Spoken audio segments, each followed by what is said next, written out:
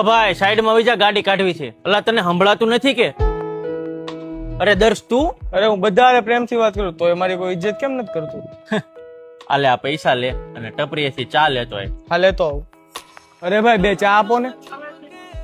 હા છોટુ આને 2 ચા દેતો. તે જોયું ને ઓલા મારી યાર કેવી રીતે વાત કરી? આલે મારો આઈફોન, આ બ્લેઝર પહેરીને જા, મારી ઘડિયાળ પહેરીને જા અને મારી ગાડી લઈને જા.